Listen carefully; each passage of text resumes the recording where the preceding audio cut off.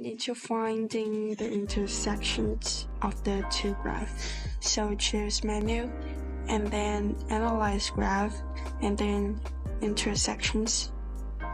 So now we can see the intersections. So let's solve a basics AP Calculus BC questions. We can use the same functions. Now we choose menu and number 3. Solve the system of equations.